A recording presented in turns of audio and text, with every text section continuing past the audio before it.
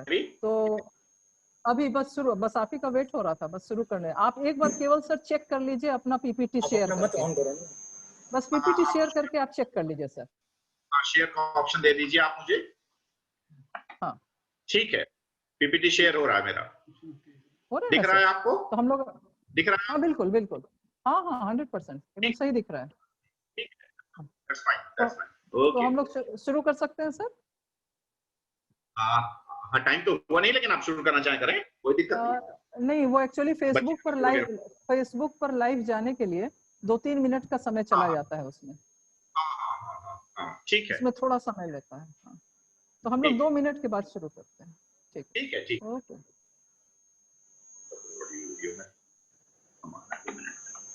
Yes, ma'am. Now time is 12:24, ma'am.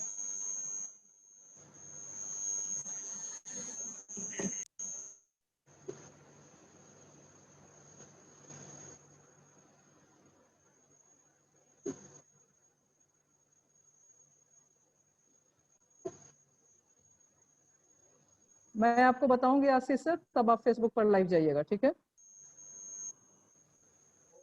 Okay, ma'am.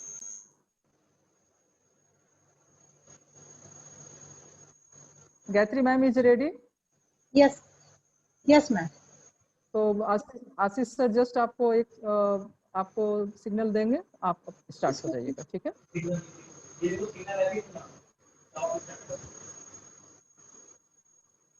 सर्वे भवन्तु सुखिनः। अभी नहीं, रुकिए, वेट, आशीष सर जब बोलेंगे तब, अभी रुकिए। Okay, ma'am. Facebook live में जाऊँ मैं?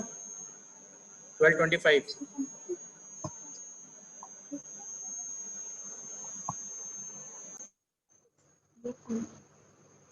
थोड़ा सा रुक जाइए आशीष सर, 2-3 मिनट लगेगा ना, 5 मिनट तो नहीं लगेगा। Yes. रुक जाइए, हाँ थोड़ा सा रुक जाइए।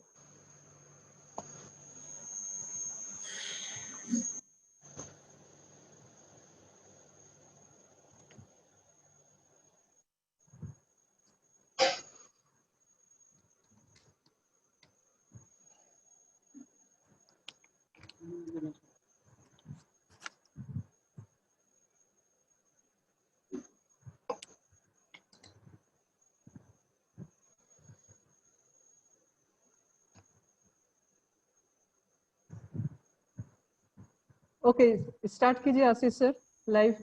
Okay, ma'am.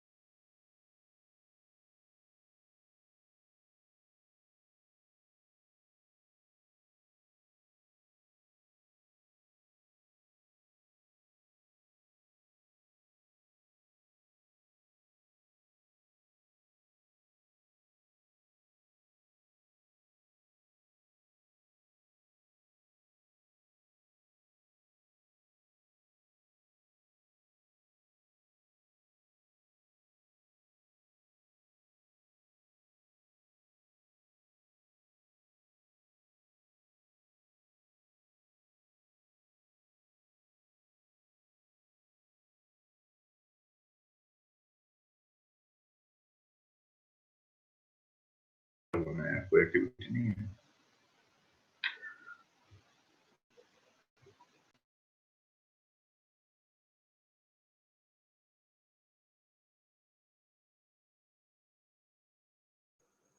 सर्वे भवन्तु सुखिनः, सर्वे सन्तु निरामया, सर्वे भद्राणि पश्यन्तु, माँ कश्चित् दुख भाग भवे। नमस्कार, मैं गायत्री राय आप सभी का इस वेबिनार सम्मेलन में स्वागत करती हूँ। मैं अपने मुख्य अतिथि डॉक्टर कुंदन सिंह, संस्थाध्यक्ष doctor Ashok Singh, doctor Anshu ma'am, निदेशिका डॉक्टर आकांक्षा मैम, प्रधानाचार्य डॉक्टर ममता सिंह सहित इस वेबिनार में उपस्थित सभी दर्शकों का मैं हार्दिक अभिनंदन करती हूँ। अपने इस सम्मेलन का आगाज करते हुए सर्वप्रथम मैं जीवनदीप पब्लिक स्कूल की प्राचार्य डॉक्टर ममता सिंह को स्वागतार्थ आमंत्रित करती हूँ। धन्यवाद। Thank you Gayatri ma'am. Kundan sir का बहुत बहुत स्वागत है। मुझे अभी भी याद है, आई थिंक लास्ट ईयर आपने एक वर्कशॉप लिया था हमारे बच्चों के लिए, जब हमारी ऑफलाइन क्लासेस चला करती थी, और वो क्लासेस रियली बच्चों ने बहुत उस वर्कशॉप को एंजॉय किया था। तो फिर हम लोगों ने ये सोचा कि अभी जो पैंडेमिक चल रहा है, तो लेकिन बच्चों को क्यों डिप्राइव किया जाए आपके इनोवेटिव आइडियाज एंड आपके सारे जो भी आप उनको बताना चाहते हैं रिलेटेड टू फिजिकल एजुकेशन। तो हमने सोचा कि इस वेबिनार का आयोजन किया जाए, और मैं रियली बहुत थैंकफुल हूँ कि आपने हमारा ये आमंत्रण स्वीकार किया और आप आए आज हमारे साथ इसमें ज्वाइन करने के लिए। और क्योंकि आप जैसे लोग जब आकर के फिजिकल एजुकेशन की या एक्सरसाइज की इम्पोर्टेंस अगर बताते हैं, तब हमें लगता है कि शायद बच्चों को बात ज़्यादा समझ में आएगी। स्पेशली इस पैंडेमिक में जब बच्चे अपने घर में बंद हैं, बहुत दिनों से स्कूल नहीं जा रहे हैं, वो बाहर भी नहीं जा पा रहे हैं, तो काइंड ऑफ समटाइम्स उनको काइंड ऑफ निगेटिविटी आ जाती है उनके मन में, क्या होगा, कैसे होगा। तो इस समय मुझे लगता है आप बेटर बताएंगे कि अगर हम पढ़ाई के साथ साथ कुछ फिजिकल एक्सरसाइज भी किया जाए, तो हमें लगता है बच्चों के लिए बहुत फायदेमंद होगा। तो ये सारे आज आप गाइड करेंगे हमारे बच्चों को। उसके साथ साथ अगर आप हमारे बच्चों को ये बताएं कि अगर वो फिजिकल एजुकेशन सब्जेक्ट लिए हैं, तो उनके सामने करियर के क्या क्या ऑप्शंस हो सकते हैं, ये सारी बातें अगर आप हमारे बच्चों के साथ शेयर करेंगे तो काफ़ी हेल्पफुल होगा। Thank you so much. आप अपने बिजी शेड्यूल से हमारे लिए आपने समय निकाला है, इसके लिए आपका बहुत बहुत धन्यवाद। Thank you Kundan sir.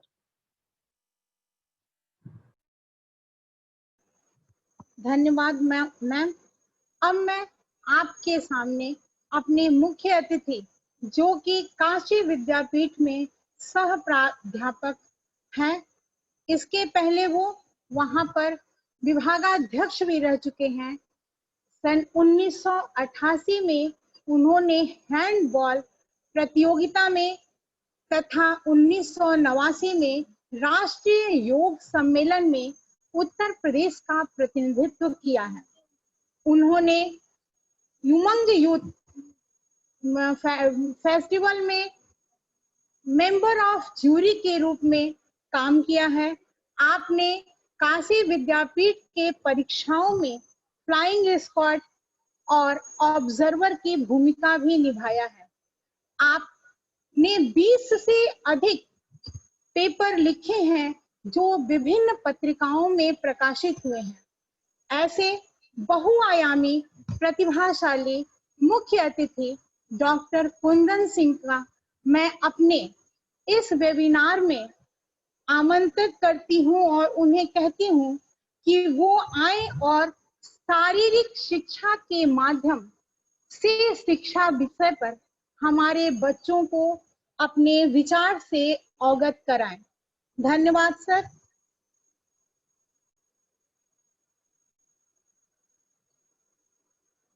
Kundan sir please.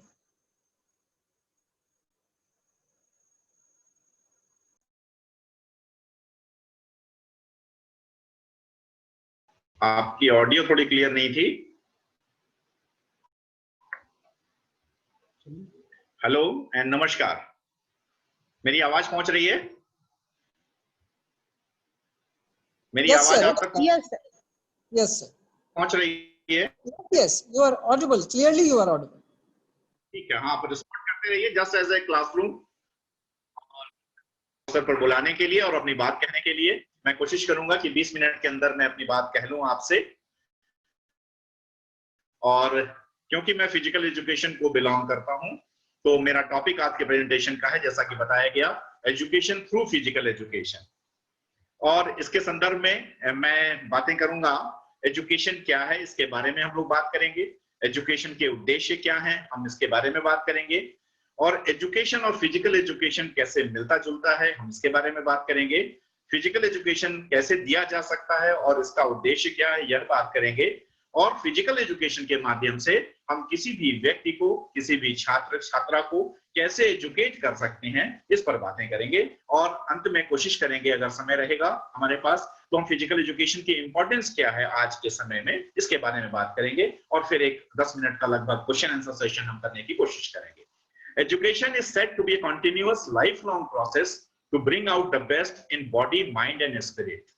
सामान्य तौर पर जब हम बात करते हैं तो हर आदमी डिग्री, डिप्लोमा, सर्टिफिकेट, कोचिंग, पढ़ाई लिखाई, मेंटल एबिलिटी, इन सब चीजों की बातें करता है एजुकेशन के संदर्भ में। लेकिन अगर वास्तविकता से बात करें हम, तो बॉडी, हमारी माइंड और हमारी स्पिरिट यानी हमारी आत्मा तक को भी शिक्षित करने का काम जो काम किया जाता है वह शिक्षा है। स्पिरिट को भी ऊपर उठाने का काम जो किया जाता है वह शिक्षा का है। यह जीवन पर्यंत चलने वाली प्रक्रिया है। ऐसा नहीं है कि हम स्कूल में गए और 12th क्लास तक पढ़ लिए या ग्रेजुएशन कर लिए, यूनिवर्सिटी में जाके पोस्ट ग्रेजुएशन कर लिए और शिक्षा की प्रक्रिया समाप्त हो गई। अतः कहा जा सकता है कि बॉडी, माइंड और स्पिरिट तीनों का लगातार बेस्ट विकास करना ही शिक्षा है। शिक्षा के संदर्भ में बहुत सारी परिभाषाएं दी गई हैं। महात्मा गांधी ने लिखा, by education I mean an all round drawing out of the best in the child and man's body, mind and spirit. जैसे मैंने तीनों की चर्चा की पहले, महात्मा गांधी का कहना था कि व्यक्ति में या बच्चे में, उसके मस्तिष्क में, उसके शरीर में और उसकी आत्मा में जो सर्वोत्तम है, अगर हम उसको बाहर निकाल सके, निचोड़ करके निखार सके बाहर, तो यही एजुकेशन है।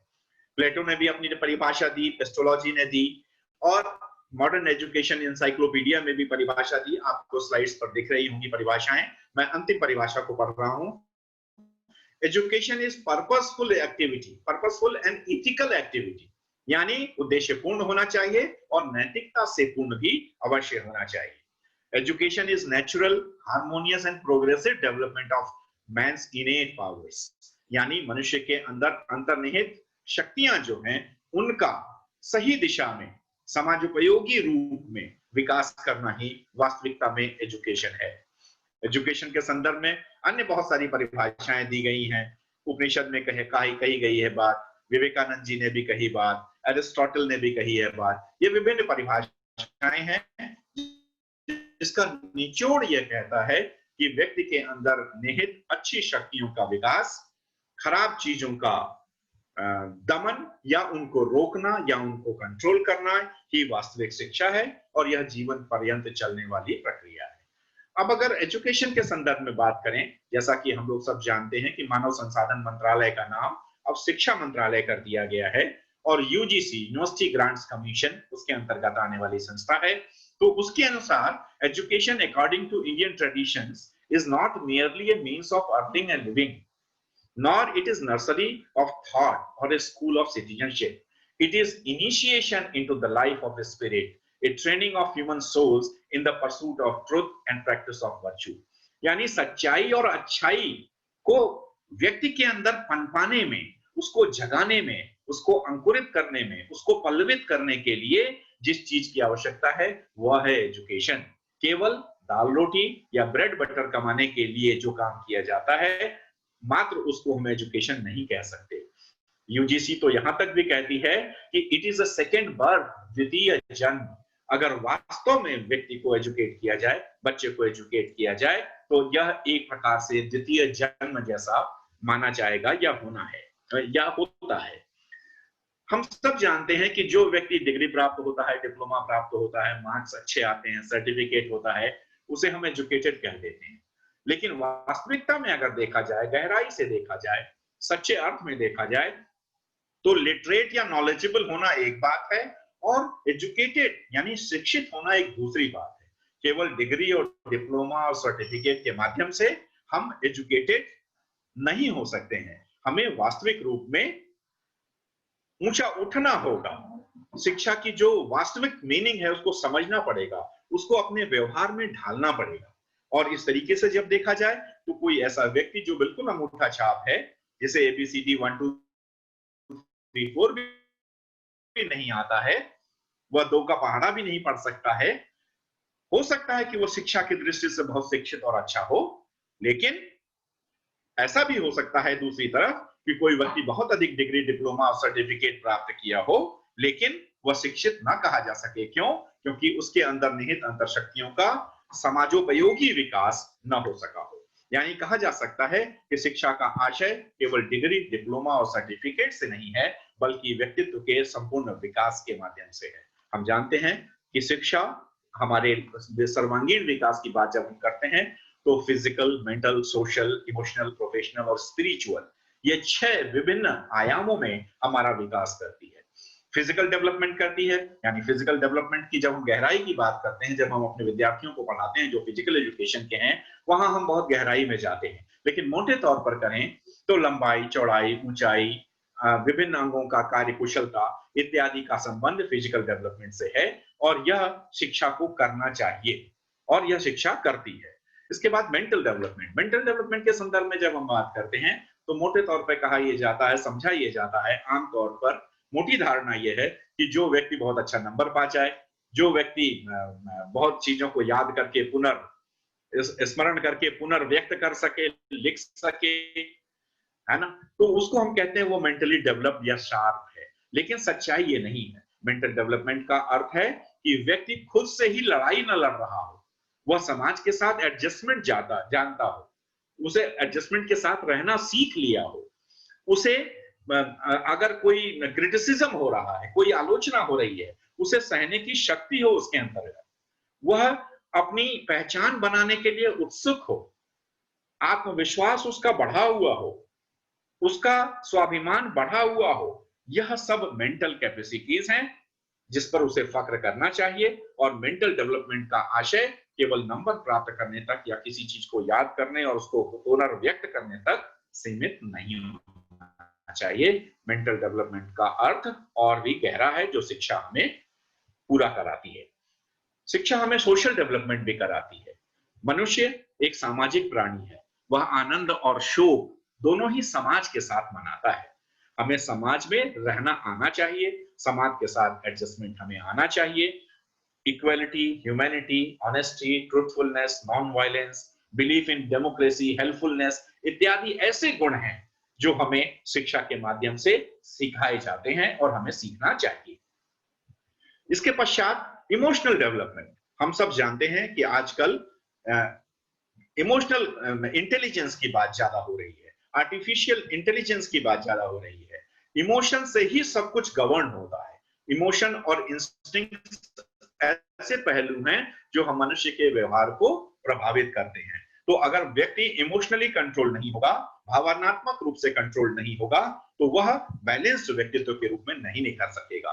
और शिक्षा को चाहिए कि वह हमारा बैलेंस डेवलपमेंट भली भांति करे। प्रोफेशनल डेवलपमेंट, हम प्रोफेशन की गहराई में नहीं जाते हैं। मोटे तौर पर अगर हम कहें कि हम जिस क्षेत्र में काम कर रहे हैं उस क्षेत्र में हम पारंगत हों, उस क्षेत्र की विधाओं से हम परिचित हों और हम बेहतर प्रदर्शन कर सकें, हमारे काम का भी सम्मान हो, हमारे काम का वर्थ हो, उसकी सार्थकता सिद्ध हो और वह मानवता की सेवा करने वाला हो, तो कोई भी प्रोफेशन हमें अपनाना चाहिए और शिक्षा को चाहिए कि वह हमारा प्रोफेशनल डेवलपमेंट भी करे। इसके पश्चात स्पिरिचुअल डेवलपमेंट। स्पिरिचुअल एस्पेक्ट बहुत ही महत्वपूर्ण है। जैसा कि हमने पहली परिभाषा में कहा था, बॉडी, माइंड एंड स्पिरिट, तो आत्मा भी बड़ी महत्वपूर्ण पहलू है जिसका हमें ध्यान रखना चाहिए। हमें मानवता की तरफ बढ़ना है, हमें मानव कल्याण की तरफ बढ़ना है, हमें इथिक्स की तरफ बढ़ना है।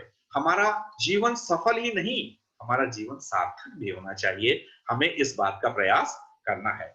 और यहाँ पर स्पिरिचुअल डेवलपमेंट के संदर्भ में मैं अपने पूर्व राष्ट्रपति डॉक्टर सर्वपल्ली राधाकृष्णन जी का एक कोट मैं पढ़ना पसंद करूंगा, जो आपके स्क्रीन पर दिख रहा होगा। The aim of education is neither national efficiency nor world solidarity, but making individual feel that he has within himself something deeper than intellect, call it a spirit if you like. उनका कहना था कि केवल बुद्धि या intellect से भी काम नहीं चलता, बुद्धि और इंटेलेक्ट से गहराई की चीज है स्पिरिट, आत्मा का उत्थान, और वह अगर ऊपर उठे तब माना जाना चाहिए कि व्यक्ति का स्पिरिचुअल विकास या डेवलपमेंट हो रहा है। अब इन छह आयामों में मैंने शिक्षा की परिभाषा की बात की, मैंने शिक्षा के विभिन्न उद्देश्यों की बात की। अब फिजिकल एजुकेशन के द्वारा इन सब छहों आयामों में क्या किया जा सकता है, क्योंकि मेरा टॉपिक ही है education through physical education. Physical education के माध्यम से भी हम all round development of a child की बात करते हैं, आप सब जानते हैं। और यह जानने, फिजिकल एजुकेशन कहते ही मन में जो चित्र उपस्थित होता है वह खेलकूद, मैदान, विभिन्न एक्टिविटीज, इस प्रकार का चित्र उपस्थित होता है। हालांकि मैं इस चित्र से बहुत सहमत नहीं हूं, क्योंकि मैं ये मानता हूं कि यह चित्र केवल शारीरिक शिक्षा के माध्यम को डिनोट करते हैं या व्यक्त करते हैं। वास्तविकता में शारीरिक शिक्षा इससे कुछ अलग और इससे कुछ विशेष है, जो अपने तरीके से अपना काम डिफाइन करती है। जैसे मैं कहूं कि हमें जीवनदीप स्कूल में जाना है, तो जीवनदीप स्कूल जाने के विभिन्न रास्ते हो सकते हैं। कोई व्यक्ति बाबतपुर से आ रहा हो तो वो विभिन्न रास्ते से आएगा, दूसरे रास्ते से आएगा। कोई पांडेपुर की तरफ से जा रहा है तो शायद वो दूसरे रास्ते की तरफ से आएगा।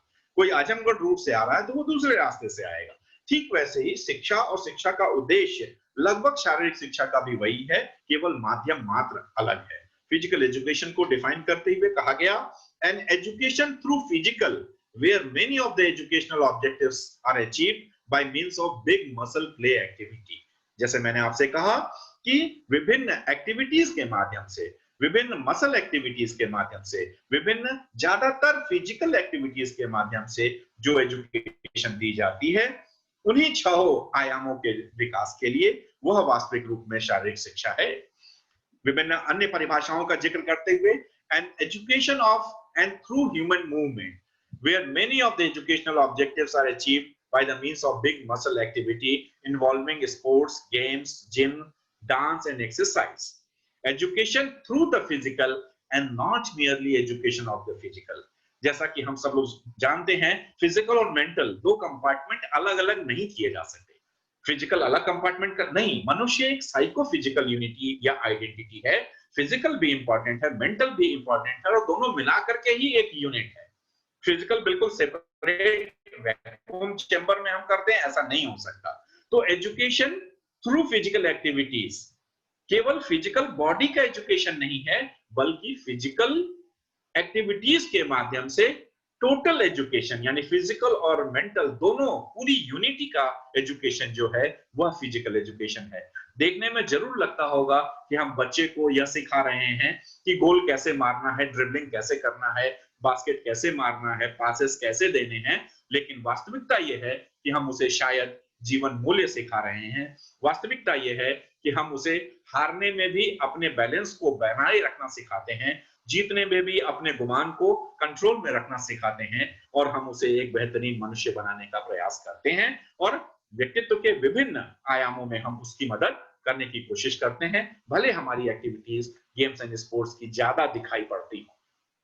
और जैसा मैंने कहा, विभिन्न एक्टिविटीज के माध्यम से हम फिजिकल डेवलपमेंट करते हैं। जैसा कि हमने सामान्य शिक्षा की बात की, वहां पर हम करते हैं फिजिकल डेवलपमेंट। हम सब जानते हैं कि गेम्स एंड स्पोर्ट्स से ज्यादा, फिजिकल एक्टिविटीज से ज्यादा, डांस और ट्रेनिंग के से ज्यादा संभवतः फिजिकल डेवलपमेंट अन्य कोई चीज नहीं है जो कर सके, चाहे वो फिजिक्स की क्लास हो, चाहे वो केमिस्ट्री की क्लास हो। लेकिन सबकी तुलना में फिजिकल डेवलपमेंट, फिजिकल एजुकेशन की एक्टिविटीज के माध्यम से ज्यादा किया जा सकता है। आज कोरोना पैंडेमिक के दौरान में भी हम इस बात की चर्चा कर रहे हैं कि व्यक्ति फिजिकल फिटनेस उसकी बहुत इंपॉर्टेंट है, मेंटल फिटनेस बहुत इंपॉर्टेंट है।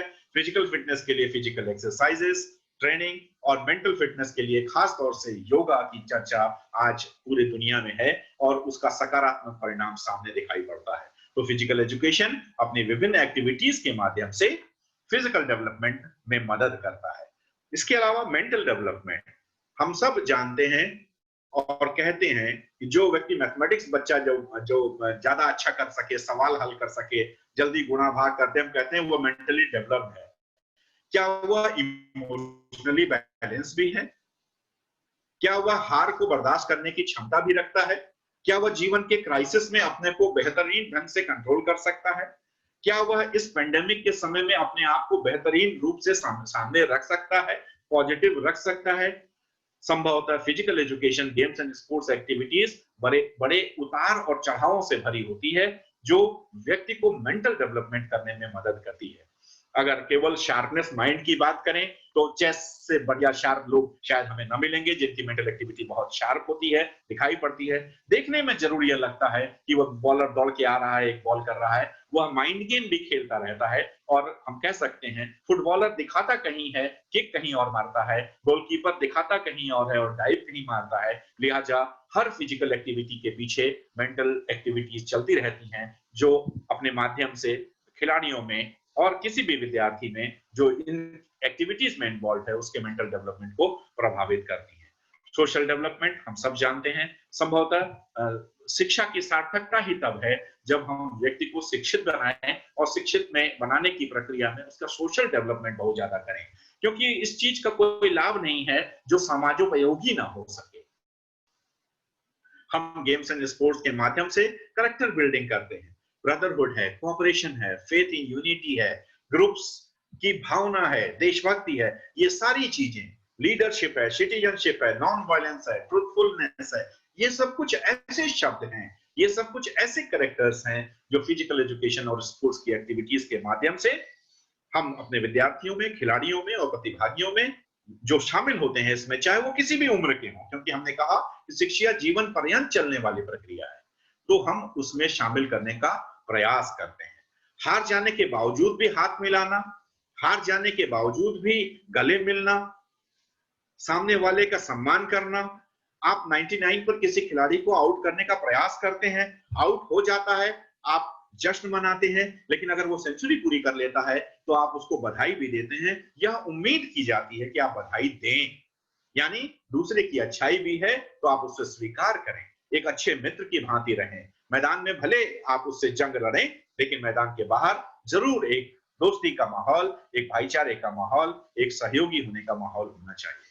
फिजिकल एजुकेशन और इमोशनल डेवलपमेंट का गहरा नाता है। जैसे मैंने आपसे कहा, विभिन्न प्रकार के उतार चढ़ाव, कहीं प्यार है, कहीं गुस्सा है, कहीं खुशी है, कहीं वायलेंस है, कहीं उदासी है, और इन सब से उबरने का मौका, जब आप एक पॉइंट लूज करते हो आप उदास हो जाते हो, जब आप एक बॉल पर बीट होते हो आपको अपने आप पर गुस्सा आता है, और अगले ही पल आपको उस गुस्से को पी करके फिर नॉर्मल होना पड़ता है और आप बेहतरीन इमोशनल कंट्रोल भी वहां पर सीखते हो। प्रोफेशनल डेवलपमेंट, शारीरिक शिक्षा, खेलकूद और स्पोर्ट्स, सब कुछ आज बहुत प्रोफेशनल ढंग से किया जा रहा है। बहुत सारे ऑप्शंस हैं, करियर ऑप्शंस हैं इसके अंतर्गत, जिसमें बहुत सारे बच्चों को अपने ब्रेड एंड बटर भी मिल रहा है, और प्रोफेशनल की गहराई से भी देखें अगर, तो वो उसमें नित्य प्रति रोज आगे बढ़ रहे हैं।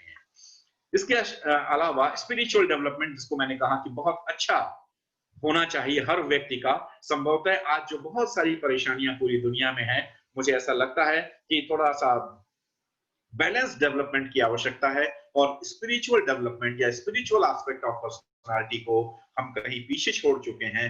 लिहाजा इसी वजह से संभवतः बहुत सारी समस्याएं हमारे सामने आ रही हैं और हम समाधान नहीं कर पा रहे हैं। वह बहुत सारी समस्याएं, ज्यादातर समस्याएं मनुष्य द्वारा स्वयं की जनित हैं। हम ज्यादा लोभ करेंगे, हम बेईमानी करेंगे, हम ईश्वर के प्रति विश्वास नहीं रखेंगे, हम मॉरलिटी नहीं रखेंगे, तो संभवतः बहुत सारी समस्याएं अनायास ही हमारे सामने चली आएंगी। कभी विवेकानंद जी ने कहा, you can understand Gita better by playing football, यानी आप फुटबॉल के माध्यम से भी गीता को बेहतर समझ सकते हैं। मैंने कहा था कि मैं फिजिकल एजुकेशन के इंपॉर्टेंस के बारे में भी बात करूंगा आपसे, और मोटी मोटी लाइनें मैं पढ़ दे रहा हूं क्योंकि समय शायद बहुत कम है।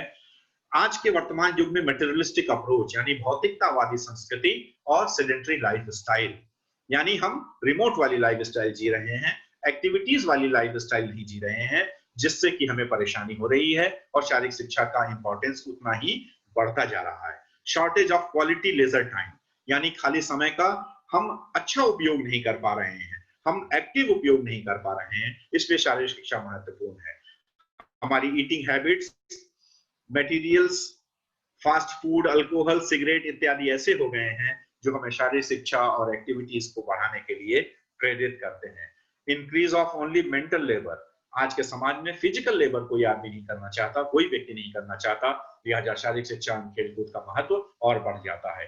Increase passive mode of entertainment, जैसा मैंने पहले कहा, समय का सही उपयोग हम नहीं कर रहे हैं, हम घूम रहे हैं, खा रहे हैं, फिल्म देख रहे हैं, टीवी देख रहे हैं, यानी निष्क्रिय होकर के हम मनोरंजन का साधन अपना रहे हैं। सक्रियता के साथ मनोरंजन अगर अपनाया जाए तो वह बेहतर होगा।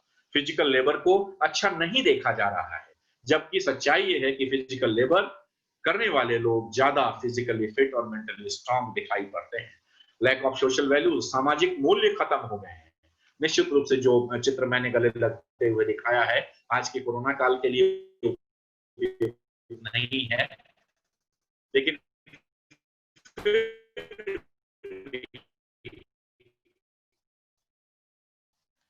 हम फिजिकली भले ना मिले, स्पिरिचुअल वैल्यूज, आध्यात्मिकता की हो गई है। Imbalance in development of head, heart and hand, हाथ का हुनर और दिमाग का, हेड का हुनर तो बहुत बढ़ गया, लेकिन हार्ट का डेवलपमेंट अच्छा नहीं हो रहा है। संभवतः हम दिल बड़ा करके नहीं जी रहे हैं, और यह हमारे लिए फिजिकल एजुकेशन और स्पोर्ट्स के माध्यम से सीखने की बात है। Physical education is important because it is best utilisation of leisure time, helps in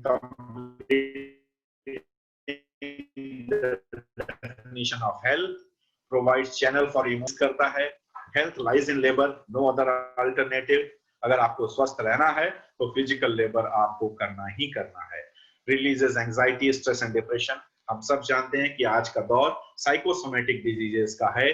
physical या बायोलॉजिकल या बैक्टीरियल या वायरल डिजीज पर तो थोड़ा हम काबू पा लेंगे, लेकिन संभवतः साइकोसोमेटिक डिजीजेस, एंजाइटी, स्ट्रेस और डिप्रेशन जैसी बीमारियों से हमें पार पाना मुश्किल है, और फिजिकल एजुकेशन और स्पोर्ट्स इसके लिए हमारी बहुत मदद करते हैं। बच्चे को फ्यूचर के लिए तैयार करेंगे। Establishes physical culture, physical education एक फिजिकल शारीरिक शिक्षा की संस्कृति फैलाता है जो हमें पूरे देश को, पूरे वसुधैव कुटुंबकम कहते हैं हम लोग, पूरे विश्व को बेहतर और अच्छा बनाने का प्रयास करता है। एक्टिव इंटरटेनमेंट प्रोवाइड करता है, provides a philosophy of life, जीवन जीने का एक तरीका देता है फिजिकल एजुकेशन। फिजिकल एजुकेशन को हम एक फिलॉसफी के रूप में भी दे सकते हैं कि कैसे जीना, हंसते खेलते, हर आदमी कहता है 4 दिन की जिंदगी हंसते खेलते जियो। हंसते खेलते हुए आप गेम्स एंड स्पोर्ट्स के माध्यम से जितना सजीव होकर के जीते हैं और अपना जीवन बिताते हैं, समय बिताते हैं, संभवतः अन्य शायद ही कोई चीज ऐसी होती हो जो इतनी एक्टिविटीज के साथ में जीवंत तरीके से जीवन जीने का तरीका सिखाती हो। Fights against pathological as well as the psychosomatic disorders, जैसा मैंने पहले बताया, थ्रोज अवे द लेजीनेस, आपका आलस्य गायब हो जाएगा। Is available in formal and informal forms, किसी भी रूप में आप गेम्स एंड स्पोर्ट्स को अपना सकते हैं। जरूरी नहीं है कि हमें एयर कंडीशन जिम मिले और सिंथेटिक ट्रैक्स मिले, हम किसी भी जगह अपनी सीढ़ियों पर हम एक्सरसाइज कर सकते हैं, फिटनेस के प्रोग्राम्स कर सकते हैं, इंटरटेनमेंट कर सकते हैं, योगा कर सकते हैं। Physical education programme head, heart और हैंड तीनों का बैलेंस डेवलपमेंट करते हैं। इसके अलावा फिजिकल एजुकेशन के डेफिनेशन के संबंध में, physical education if well taught, when well taught, can contribute more to the goals of general education than can any other school subject. कहा यह गया कि अन्य किसी भी स्कूल के सब्जेक्ट्स की तुलना में फिजिकल एजुकेशन के विभिन्न उद्देश्यों को ज्यादा बेहतर ढंग से प्रमोट कर सकता है, पूरा कर सकता है, सफाइज कर सकता है। लास्ट में एक डेफिनेशन और मैं पढ़ रहा हूं आपके सामने। Physical education can contribute directly to the objectives of health, worth use of labor and ethical character, and indirectly to the objectives of citizenship, command of fundamental processes, worthy home membership and vocation. इस प्रकार से हम देखते हैं कि physical education विभिन्न उद्देश्यों को पूरा करने का साधन और माध्यम है, और न केवल साधन और माध्यम है बल्कि एक सशक्त, एक्टिव, इंटरटेनिंग, मन लगाने वाला माध्यम है जिसमें हर व्यक्ति शामिल हो सकता है। लेकिन ये सारी चीजें किस बात के लिए? to lead a good and healthy lifestyle. हमें हेल्दी और गुड लाइफस्टाइल होना चाहिए। कहा यह गया कि वर्क और लेजर दोनों का कॉम्बिनेशन होना चाहिए, यानी काम भी हो और खाली समय भी हो। जीवन में केवल काम काम काम काम से ही काम नहीं चलता। बहुत सारे लोगों के पास बहुत काम होता है, बहुत पैसा होता है, लेकिन शायद वो जीवन जी नहीं पाते बहुत अच्छा। इसलिए यह आवश्यक है कि हम एक होलिस्टिक कॉन्सेप्ट अपनाएं और physical, mental, social, spiritual, professional सभी आयामों में व्यक्ति का विकास करने का प्रयास करें। और जब हम एक बार व्यक्ति को बैलेंस रूप से उसके सर्वांगीण व्यक्तित्व के विकास की बात करेंगे, तब वह व्यक्ति पूर्ण रूप से शिक्षित माना जाएगा और शारीरिक शिक्षा इस पूर्णता को करने में सफल है, सक्षम है। लिहाजा once a person is physically fit, mentally strong, socially developed, emotionally balanced, professionally skilled and knowledgeable, and finally spiritually high, which I personally feel that can be done through physical education. अगर इतना काम हम कर सके, physical education के माध्यम से किया जा सकता है, तो निश्चित रूप से हम उसे एक बेहतरीन मनुष्य बनाने में सफल होंगे और शिक्षा का उद्देश्य पूरा होगा। कहा यह जाता है, gymnastics for the body and music for the soul. Thank you so much. अब मुझे लगता है कि मैंने अपने प्रेजेंटेशन को खत्म कर दिया है, और जो भी प्रश्न अगर कुछ हो, मुझे लगता है कि 20 मिनट में मैंने खत्म कर दिया। धन्यवाद सर। सर, इस वेबिनार में हमारी भावी पीढ़ी भी उपस्थित है और इस कोरोना काल में जो महामारी जो हमारे सामने उपस्थित है और जो भी उसको प्रश्न हो, लेकर मैं हमारे बच्चों के मन में बहुत सारी आशंकाएं हैं मैं कोशिश करूंगा और कि ये प्रश्नों का सही उत्तर दूं। उनकी जिज्ञासाओं को लेकर के आज मैं इस मंत्र पर उन्हें आमंत्रित करना चाहती हूँ। इस क्रम में सबसे पहले मैं 11 विज्ञान वर्ग की छात्रा आंचल चौबे को आमंत्रित करती हूँ। आंचल चौबे, आप आइए और सर से अपने आशंकाओं का समाधान पूछिए। धन्यवाद। Thank you Gayatri ma'am. Ma'am, मेरे मन में एक प्रश्न उठ रहा था जो मैं सर से पूछना चाहूंगी। सर, आजकल हर कोई योगा पर विशेष ध्यान देने की एडवाइस दे रहा है, तो मैं आपसे ये जानना चाहूंगी कि हमारे लाइफ में योगा का क्या महत्व है और क्या योगा करने से कोरोना महामारी से बचा जा सकता है? आपकी आवाज कट रही है। मेरा ख्याल है आपका नाम है। सर, बच्चे ने क्वेश्चन पूछा है। मेरी आवाज आ रही है सर आपके पास? जी, हाँ हाँ, बच्चे ने, आप रिपीट कर दें क्वेश्चन प्लीज। हाँ, बच्चे ने ये पूछा है कि सर आप बताएं, क्या योगा करने से कोविड-19 से बचा जा सकता है?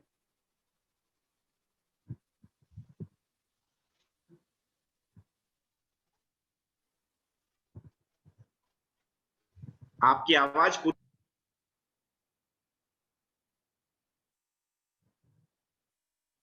जो मैं समझ सकता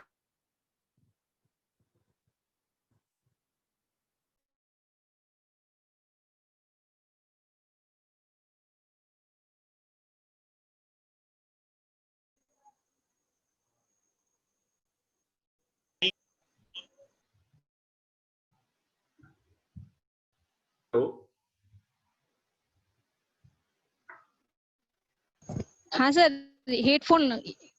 हेडफोन लगा लीजिए सर।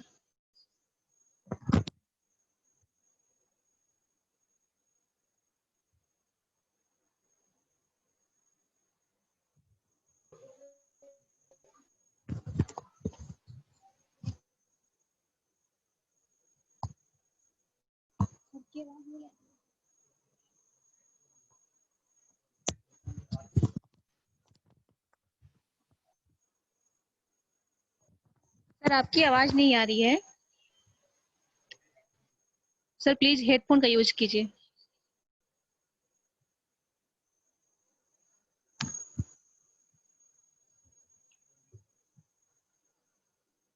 सर, आपकी आवाज प्रॉपर नहीं आ रही है।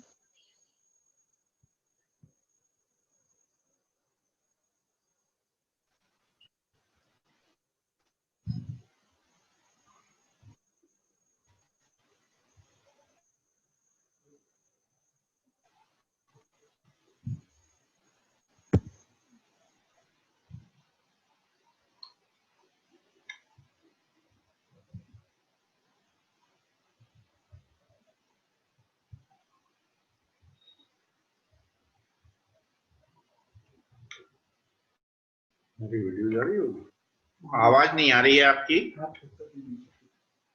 मेरी आवाज भी तो नहीं जा रही है ना, पता तो होना चाहिए। सर मेरी आवाज आ रही है आपको अभी? सर मेरी आवाज आ रही है? अब आई, तब से नहीं। हाँ sir, please headphone earphone use कर लीजिए सर, हेडफोन या ईयरफोन, ईयरफोन यूज कर लीजिए सर, या हेडफोन यूज कर लीजिए, ईयरफोन सर यूज कर लीजिए या हेडफोन यूज कर लीजिए सर, या तो हेडफोन या ईयरफोन। हाँ, उससे आवाज क्लियर हो जाएगी सर आपकी।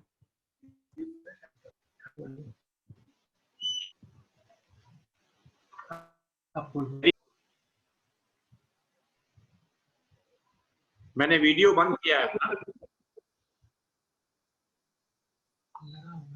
लगा हुआ है मैडम, वायरलेस लगा हुआ है, वो इश्यू नहीं है। हेडफोन भी लगाने में क्या है?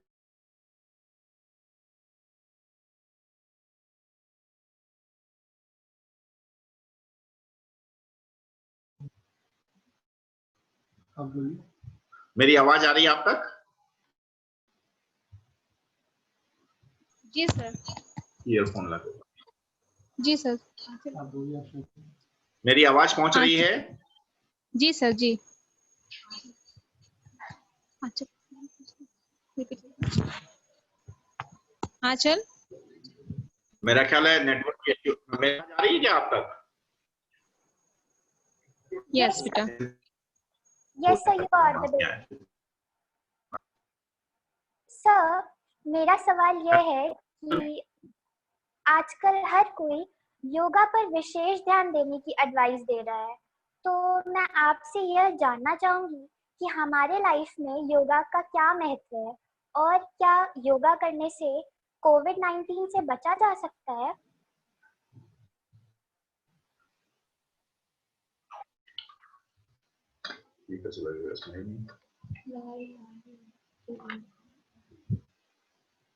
यहाँ क्या गड़बड़ हो गया देखो।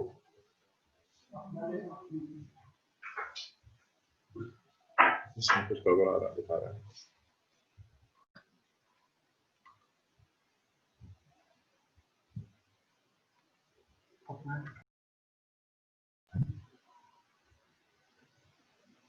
कुछ नेटवर्क इश्यू है मुझे लगता है, आपकी आवाज बिल्कुल नहीं आ रही मेरे पास। मेरी आवाज पहुंच रही है क्या? यस सर, आपकी आवाज आ रही है सर। सर मैं आशीष। मैं क्वेश्चन सुन नहीं रहा हूं उनका, मुझे कोई आवाज नहीं आ रही है उनकी। हाँ हाँ आशीष, आप क्वेश्चन रिपीट कर देंगे क्या? Yes sir. सर मेरी आवाज आ रही है आपको? हेलो। हाँ माया।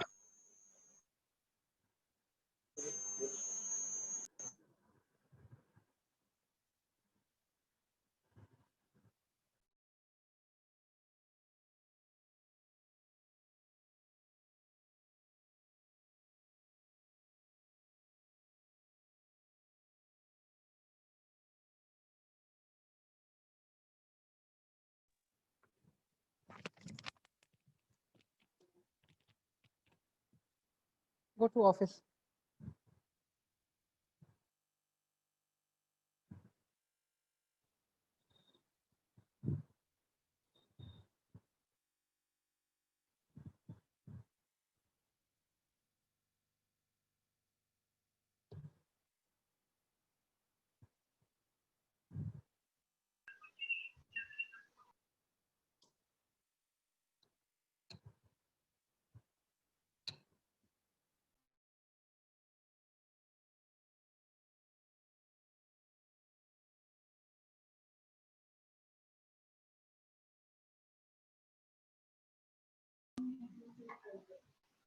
हाँ, किसी बच्ची ने यह पूछा है कि कोरोना काल में हम फिजिकल एजुकेशन के माध्यम से अपने जैसा कि मैंने पहले को कि फिजिकल एजुकेशन का एक दूसरा माध्यम है और इस माध्यम से हम व्यक्तित्व के विभिन्न पक्षों के विकास की बात करते हैं, जैसा कि मैंने नाम लिया था फिजिकल, मेंटल, सोशल, इमोशनल और स्पिरिचुअल, ये 6 एस्पेक्ट्स। और जैसा कि हम सब जानते हैं कि इम्यूनिटी का संबंध वायरल डिजीजेस या अन्य विभिन्न डिजीजेस से होता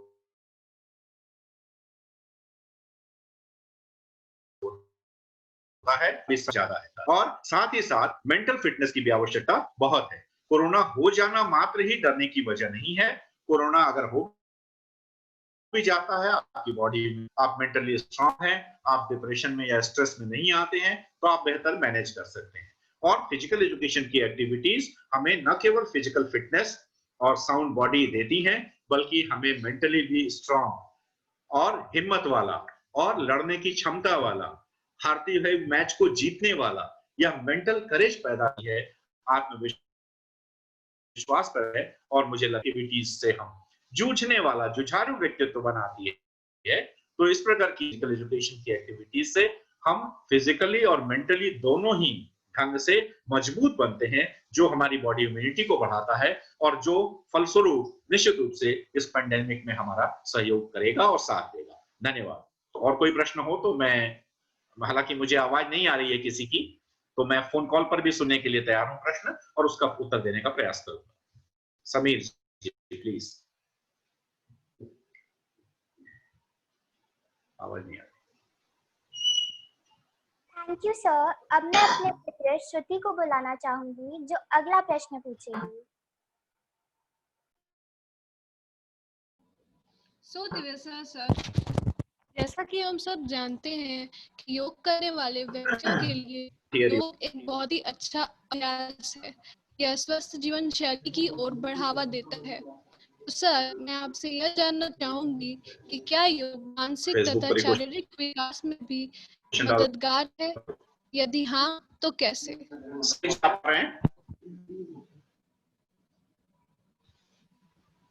हर बार कुछ ना कुछ हो ही जाता है।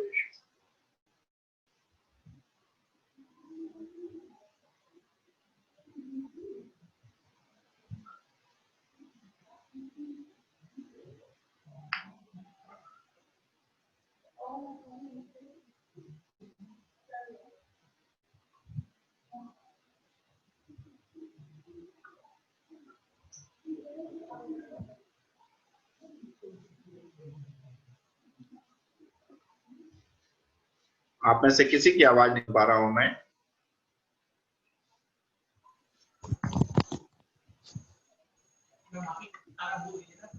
हेलो हेलो,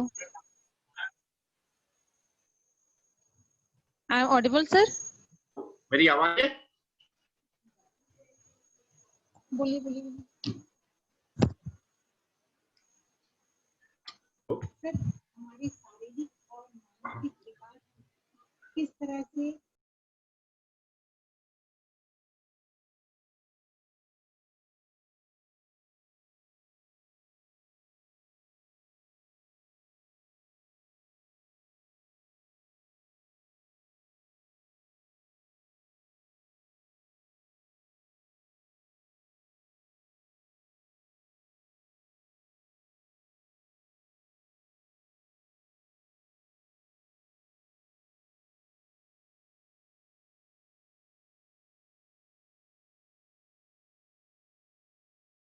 कहा कि फिजिकल एजुकेशन सर्वांगीण विकास की बात करता है।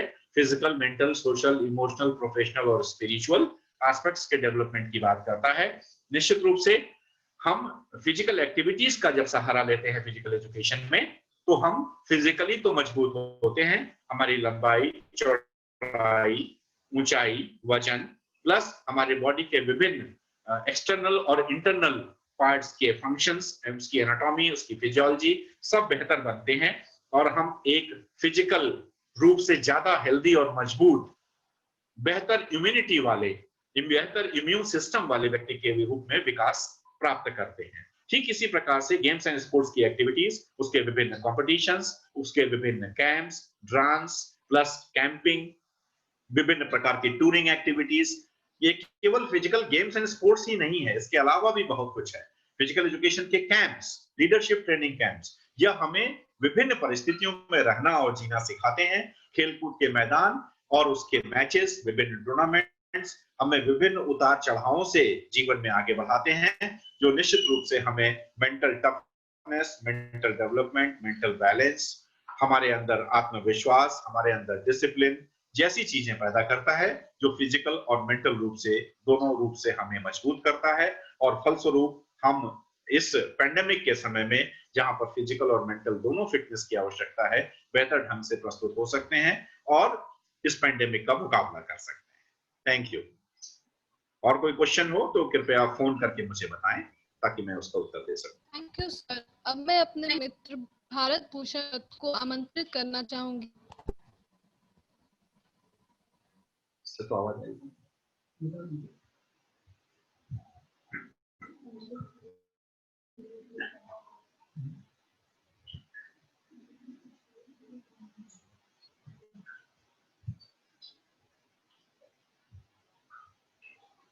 आवाज नहीं आ रही है मेरे पास। आप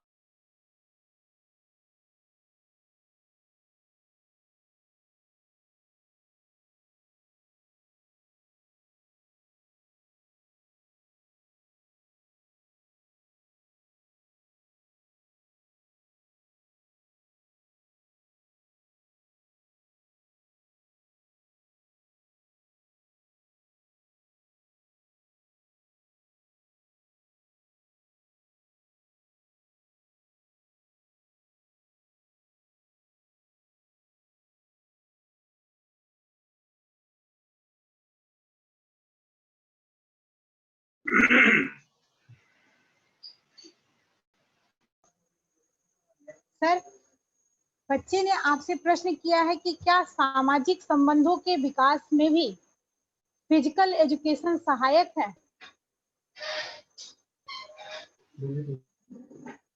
सर, क्या हमारे कोई क्वेश्चन हो तो क्या बोले?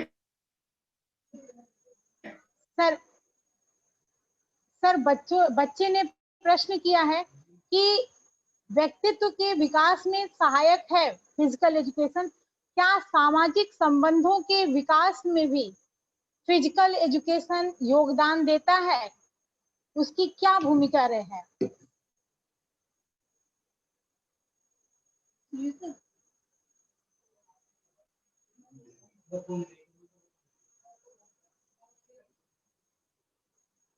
सर, बच्चे ने प्रश्न किया है कि क्या सामाजिक संबंधों के विकास में फिजिकल एजुकेशन का योगदान है? उसे सरल शब्दों में बताइए।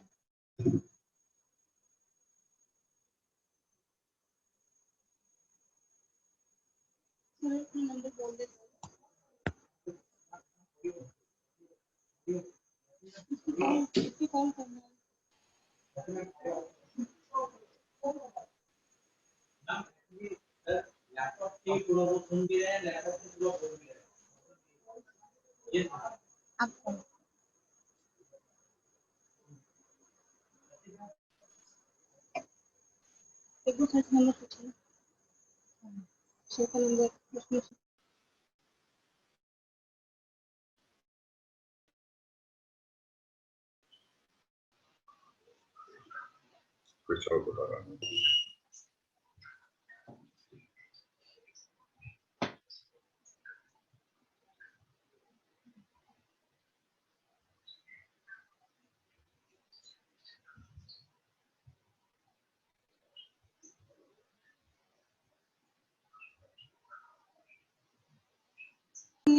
भूमिका, अब आप सर से प्रश्न अपना पूछ सकती हैं। सर से अपना प्रश्न पूछिए। तो सर, मेरा पहला क्वेश्चन आपसे ये है कि सामाजिक संबंधों के विकास में शारीरिक शिक्षा क्या योगदान देती है?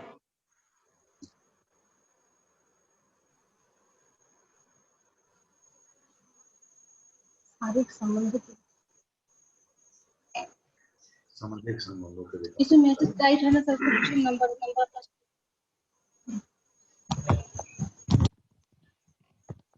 हेलो मेरी सर। आवाज जा रही है आप तक क्या? जी सर आप हाँ जी बताइए। सर अपना नंबर इसमें एक बार बोल दीजिए सर प्लीज। सर अपना नंबर प्लीज बोल दीजिए। अपना नंबर बोलिए सर प्लीज। हाँ 9451 लिखिए सर। 576 576 125। 125। Thank you sir. जी, एक बार रिपीट कर दीजिए सर फिर से। 9451 576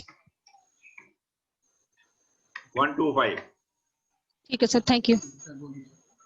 ये आपके स्क्रीन पर, आप स्क्रीन पर देखें। अगर किसी का कोई प्रश्न है तो आप इस पर दे सकते हैं, ठीक है सर, ठीक ठीक प्रश्न पूछ ठीक सकते हैं आप। ठीक है सर।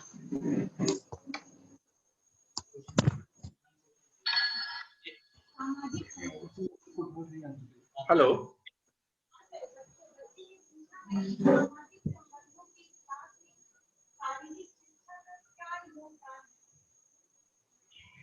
ठीक है, मेरी आवाज पहुंच रही है आपके वहां? जी सर। या फोन से ही बोले हम? नहीं नहीं नहीं सर, आपकी आवाज आ रही है क्लियर। आपकी आवाज क्लियर है सर। ठीक है, ठीक है, ठीक है, ठीक है, मैं फोन काट रहा हूँ, अपना प्रश्न का उत्तर दे रहा हूँ मैं। ठीक है, ओके। बच्चे ने पूछा है कि सामाजिकता के विकास में शारीरिक शिक्षा का क्या योगदान है। जैसे मैंने बताया था आपको कि व्यक्तित्व के विभिन्न पक्षों का विकास शारीरिक शिक्षा के माध्यम से होता है। शारीरिक शिक्षा की एक्टिविटीज प्रायः आपने देखी होगी ग्रुप में होती है। मनुष्य एक सामाजिक प्राणी है, वह समाज के साथ खुशियां भी मनाता है और दुख भी वह समाज के साथ मनाना चाहता है। हॉकी, फुटबॉल या अन्य विभिन्न जो टीम गेम्स होते हैं, आपने देखा होगा एक समूह भावना या टीम भावना का विकास होता है। और न केवल अपनी टीम के अंतर्गत बल्कि विभिन्न टीमों के साथ भी आपने देखा होगा विभिन्न खिलाड़ी या विभिन्न टीम देश विदेश के विभिन्न लोगों के साथ, खिलाड़ियों के साथ इतना जुड़ जाते हैं कि वह एक सामाजिकता का विकास करता हुआ सा दिखाई पड़ता है। आपको इस बात पर ध्यान देना चाहिए और यह बिल्कुल सत्य बात है कि पूरी दुनिया को ये गेम्स एंड स्पोर्ट्स की एक्टिविटीज एक साथ समान प्लेटफॉर्म पर ले आते हैं, एक सामाजिकता का विकास करते हैं, भाईचारा का विकास करते हैं, सहयोग का विकास करते हैं। यहां तक भी देखा गया है कि खेलकूद और शारीरिक शिक्षा के माध्यम से, विभिन्न कॉम्पिटिशंस के माध्यम से एक टीम का खिलाड़ी दूसरे टीम के खिलाड़ियों को मदद देता है, भले ही वह उस मदद की वजह से हार जाए। ऐसी ऐतिहासिक घटनाएं शारीरिक शिक्षा और खेलकूद के कॉम्पिटिशंस के क्षेत्र में हुई हैं। और जैसा मैंने आपसे कहा कि जब व्यक्तित्व का विकास बैलेंस रूप में होगा, सर्वांगीण विकास होगा, physical, mental, social, emotional, professional और स्पिरिचुअल एस्पेक्ट्स का डेवलपमेंट बेहतर ढंग से होगा, तो निश्चित रूप से व्यक्ति दूसरों के साथ बेहतर और अच्छा व्यवहार करेगा। और जब मनुष्य एक दूसरे के साथ अच्छा व्यवहार करेगा तो निश्चित रूप से हमारा घर, हमारा परिवार, हमारा समाज, हमारा राष्ट्र और यह पूरा विश्व, जिसे हम वसुधैव कुटुंबकम के नाम से जानते हैं और समझते हैं, ऐसा विकास करना चाहते हैं, वह निश्चित रूप से परिलक्षित होगा और सामाजिक रूप से मनुष्य और बेहतर जीवन जी पाएगा और एकजुट होकर के आगे बढ़ पाएगा। शारीरिक शिक्षा एवं खेलकूद का यह योगदान कभी भी नकारा नहीं जा सकता कि वह बेहतर व्यक्तित्व का विकास करेगा और सामाजिकता का विकास करेगा। हाँ Ashish ji. Thank you hello. Sir. हाँ हाँ हाँ। अब मैं अपनी फ्रेंड माधवी को बुलाना चाहूंगी।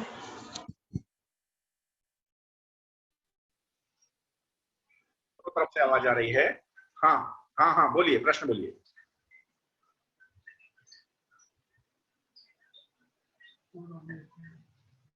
फोन से ही बोलूं या सामने लैपटॉप पे आवाज आ रही है आप लोगों के? आ रही है, ठीक है। नई शिक्षा नीति में शारीरिक शिक्षा को अनिवार्य बनाने का क्या कारण है? मैंने बार बार कहा, और शिक्षा का उद्देश्य है संपूर्ण व्यक्तित्व का विकास करना, और इन उद्देश्यों की पूर्ति के लिए हम विभिन्न माध्यमों का साधनों का इस्तेमाल करते हैं, विभिन्न विषयों का इस्तेमाल करते हैं। कोई इंजीनियरिंग पढ़ करके वहां पहुंचना चाहता है, कोई मेडिकल पढ़ करके पहुंचना चाहता है, कोई शारीरिक शिक्षा के माध्यम से पहुंचना चाहता है। लेकिन शारीरिक शिक्षा के वैसे आयाम जैसे फिजिकल फिटनेस या मेंटल टफनेस या सोशल डेवलपमेंट, यह आप अगर ध्यान से देखेंगे तो आपको निश्चित रूप से यह समझ में आएगा कि चाहे वो डॉक्टरी पढ़े यानी मेडिकल पढ़े, चाहे वो इंजीनियरिंग पढ़े, चाहे वो एग्रीकल्चर पढ़े, चाहे वो संगीत पढ़े, कुछ चीजों की आवश्यकता उन सभी को है जिससे कि एक बेहतरीन समाज और राष्ट्र का और विश्व का निर्माण हो सके। और इसके लिए शारीरिक शिक्षा ही सबसे उपयुक्त माध्यम है। जैसा मैंने कहा था, साइकोसोमेटिक डिजीजेस, मनोशारीरिक रोग, जिनका उपचार प्राप्त करना बड़ा मुश्किल काम है। तो गेम्स एंड स्पोर्ट्स एक्टिविटीज आपको स्ट्रेस से, टेंशन से, एंजाइटी से, डिप्रेशन से, इन सबों से दूर करेगा और हमें एक बेहतरीन मनुष्य बनाएगा। आप विभिन्न डॉक्टर्स को, विभिन्न आईएएस ऑफिसर्स को, अभी आपने सुशांत सिंह का केस सुना, हत्या थी कि आत्महत्या, मैं इसमें नहीं जाना चाहता, लेकिन निश्चित रूप से दोनों ही परिस्थितियों में तनावपूर्ण स्थितियां रही होंगी, हम सब ने देखा है। तो इन सब चीजों से बचने के लिए शारीरिक शिक्षा एवं खेलकूद बहुत ही सशक्त और प्रभावी माध्यम है, और इसीलिए सरकार ने पहले से भी यह था और अब ज्यादा जोर डाल करके नई शिक्षा नीति में भी इसे शामिल करने का प्रयास किया गया है, ताकि सभी व्यक्ति का सर्वांगीण और बेहतर विकास हो सके। और कोई प्रश्न हो तो कृपया फोन करें। Thank you sir. अब मैं अपनी मित्र आंचल को बुलाना चाहूंगी।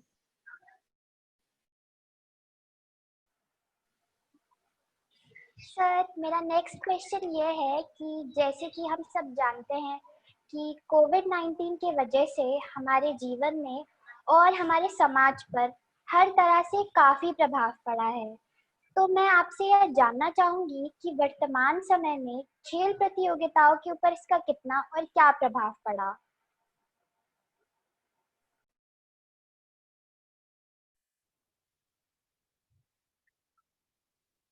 मैं आपका प्रश्न ले पा रहा हूं और मुझे उम्मीद है मेरी आवाज आप तक पहुंच रही होगी। आपने जैसा देखा कि आज के वर्तमान समय में कोविड-19 के प्रभाव के फलस्वरूप फिजिकल कॉन्टेक्स्ट को बचाने का प्रयास किया गया है, और फिजिकल कॉन्टेक्स्ट, खेल जब इन्वॉल्व होता है तो उसमें दर्शकों की संख्या, आयोजकों की संख्या, अन्य शहर के अन्य रोजगार की संख्या बढ़ जाती है और एक जगह गैदरिंग होती है। और कोविड-19 को फैलने में गैदरिंग यानी एक समूह जहां इकट्ठा होगा, जहां भीड़ इकट्ठा होगी, वहां इसके फैलने की ज्यादा आशंका है। और इसीलिए आपने देखा कि ओलंपिक्स तक टाले गए, विभिन्न देशीय और अंतर्देशीय प्रतियोगिताएं टाली गई और पूर्ण तैयारी का समय दिया गया। निश्चित रूप से खेलकूद और विभिन्न प्रतियोगिताएं विभिन्न आयामों का विकास करती हैं। आर्थिक पक्ष भी बहुत महत्वपूर्ण है। इसके लिए बहुत अलग से एक प्रेजेंटेशन की बात सोची जा सकती है। इसका आर्थिक आयाम भी बहुत ही प्रभावी और बड़ा है। आपने देखा होगा कि आजकल क्रिकेट के जो टूर्नामेंट हो रहे हैं, अभी कुछ दिन पहले मैच हो रहा था, पाकिस्तान और ऑस्ट्रेलिया और इंग्लैंड के बीच में मैचेस थे, अभी खत्म हुई है सीरीज। वो आपने देखा होगा बबल्स बनाए गए हैं। बबल्स का मतलब है कि उसी एरिया में उन सारे खिलाड़ियों को और कोचेस को रहना है। आपने क्रिकेट पर देखा होगा इसका प्रभाव। अब आप अपने मुंह से निकले हुए सलाइवा को बॉल पर नहीं लगा सकते हैं। तो खेलने का स्वरूप भी बदला है। अब कुछ प्रैक्टिसेस बंद की जाएंगी, कुछ नए नॉर्म्स स्थापित किए जाएंगे। बिना दर्शकों के मैचेस हो रहे हैं, कोई हुटिंग नहीं होगी। पवेलियन में बॉल जाएगी तो खिलाड़ी स्वयं जाकर के उठा करके ले आएगा। ये विभिन्न प्रकार के चेंजेस और इसका आर्थिक पहलू भी। आईपीएल भी आपने देखा कि अब हमारे यहाँ नहीं हो रहा है, लेकिन हो रहा है, नए तरीके से हो रहा है। 15-15 दिन उनको अलग से रखा जा रहा है बबल्स में। इस प्रकार से बहुत प्रिकॉशंस के साथ में हम इसका उपयोग कर रहे हैं। निश्चित रूप से इसका आयोजन का, इसके खेलने का, इसके प्रैक्टिस का विभिन्न स्वरूप चेंज होगा और खेलकूद के क्षेत्र में भी नए नॉर्म्स की स्थापना होगी और हम उसका पालन करेंगे और आगे बढ़ेंगे। मनुष्य हर परिस्थिति को जीत करके आगे बढ़ता है। Thank you sir. अब मैं अपने मित्र श्रुति को बुलाऊंगी जो अगला प्रश्न पूछेंगी। थैंक यू आंचल।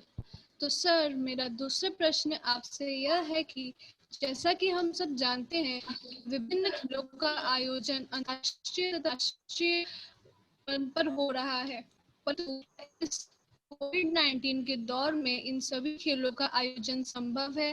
यदि हाँ, तो हमारे सामने कौन-कौन सी चुनौतियां प्रबल है और उनका समाधान क्या है?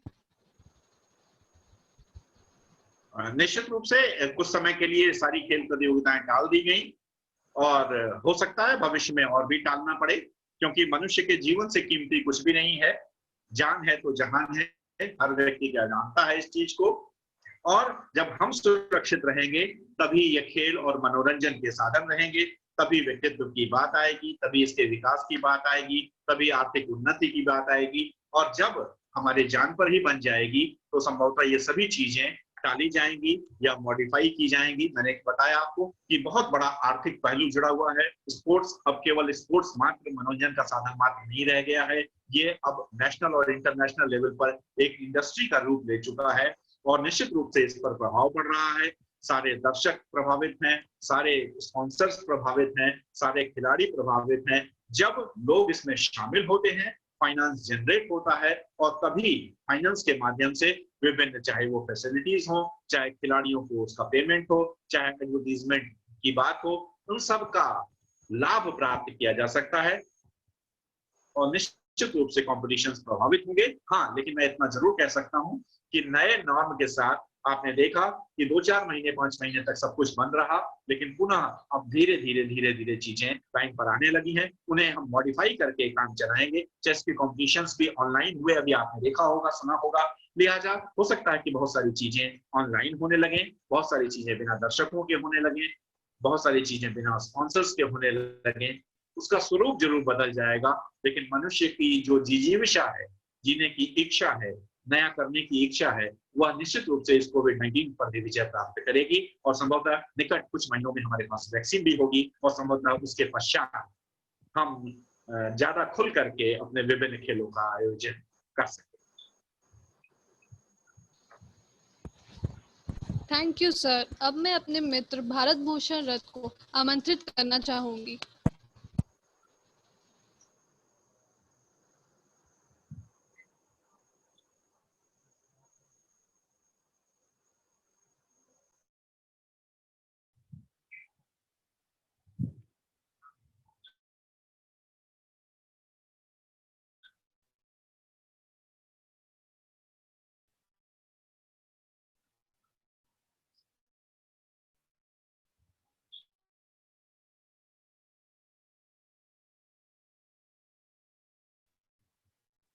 भारत भूषण जी, आपकी आवाज। हाँ आशीष जी, हाँ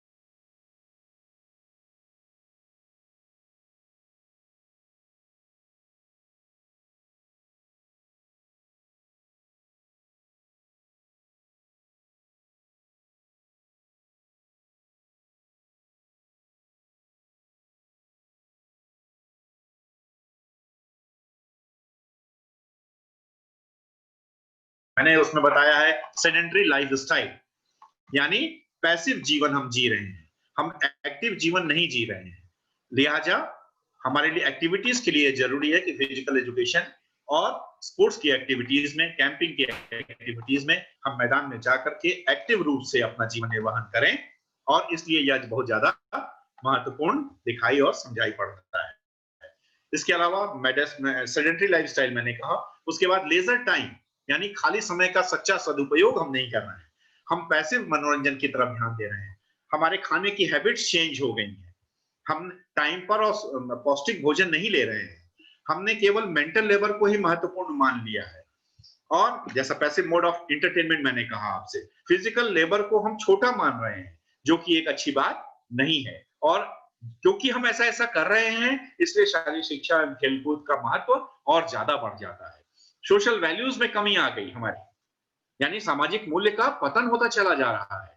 और जब हम फिजिकल एजुकेशन और स्पोर्ट्स एक्टिविटीज में जाएंगे, समूह में खेलेंगे, समाज में जाएंगे, लोगों से मिलेंगे, खिलाड़ियों से मिलेंगे, विरोधियों से मिलेंगे, दर्शकों से मिलेंगे, प्रायोजकों से मिलेंगे, तो हमारा एक सोशल वैल्यू क्रिएट होगा जो हमें बेहतर बनाएगा। और इस सोशल वैल्यू की डिक्रीज की वजह से फिजिकल एजुकेशन और स्पोर्ट्स एक्टिविटीज की का महत्व ज्यादा बढ़ गया।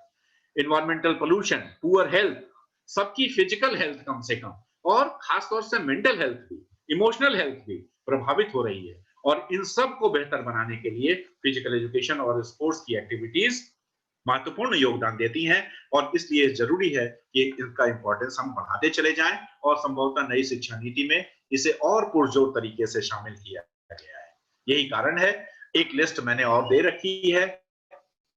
फिजिकल एजुकेशन अच्छा यूटिलाइजेशन ऑफ टाइम है, डेफिनेशन ऑफ हेल्थ को पूरा करता है, हमारे इमोशंस को बेहतर जगह प्रदान करता है, एंजाइटी, स्ट्रेस और डिप्रेशन को दूर करता है और विभिन्न प्रकार के लाभ प्रदान करता है। और इसलिए जो जो परेशानियां, मैंने कहा था कि मनुष्य के द्वारा निर्मित हैं ये परेशानियां ज्यादातर, जिनका समाधान हमें फिजिकल एजुकेशन और स्पोर्ट्स की एक्टिविटीज प्रदान करती हैं, लिहाजा हमें उसकी प्रैक्टिस करना चाहिए। और यही कारण है कि physical education, yoga and sports की का महत्व आज की दुनिया में, आज के समाज में ज्यादा बढ़ गया है।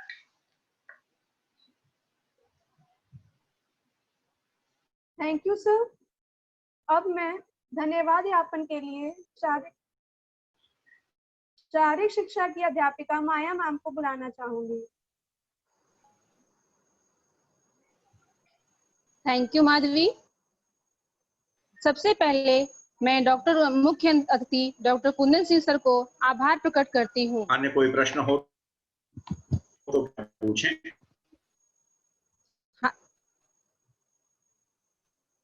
सबसे पहले मैं मुख्य अतिथि डॉक्टर कुंदन सिंह सर का आभार प्रकट करती हूँ।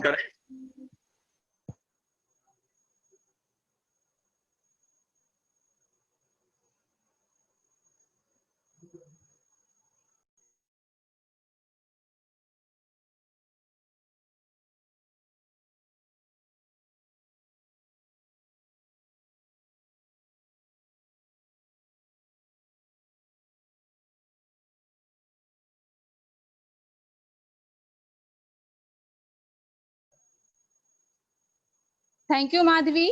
सबसे पहले मैं मुख्य अतिथि डॉक्टर कुंदन सिंह सर को आभार प्रकट करती हूँ, जिन्होंने अपने बहुमूल्य समय में से समय निकालकर हमारे छात्रों को महत्वपूर्ण बातों से परिचित कराया। मैं संस्था अध्यक्ष डॉक्टर अशोक सिंह सर, संस्था अध्यक्षा डॉक्टर अंशु मैम और निर्देशिका सुश्री आकांक्षा मैम को धन्यवाद देना चाहूंगी, जिन्होंने इस सम्मेलन में आयोजन कर अवसर प्रदान किया। मैं प्रधानाचार्य डॉक्टर ममता सिंह मैम, उप प्रधानाचार्य श्री मनोज सिंह सर का भी आभार प्रकट करती हूँ, जिनके निर्देशन में इस कार्यक्रम को संचालित किया गया। मैं तकनीकी सहायक आशीष सर का भी धन्यवाद करना चाहूंगी, जिनका कार्यक्रम को सुचारू रूप से संचालित करने में महत्वपूर्ण योगदान रहा। इसके साथ ही मैं अपने विद्यालय के सभी अध्यापक अध्यापिकाओं के साथ साथ छात्र और छात्रों का भी धन्यवाद करना चाहूंगी, जिसने प्रत्यक्ष और परोक्ष रूप से इस कार्यक्रम को संचालित करने में सहयोग प्रदान किया। मैं अपनी संस्था के चतुर्थ श्रेणी के कर्मचारियों का भी हृदय से धन्यवाद करना चाहूंगी, जिन्होंने इस पर्दे के पीछे रहकर इस कार्यक्रम को सफल बनाने में सहयोग किया। आप सभी का मैं धन्यवाद करती हूँ और थैंक यू। धन्यवाद।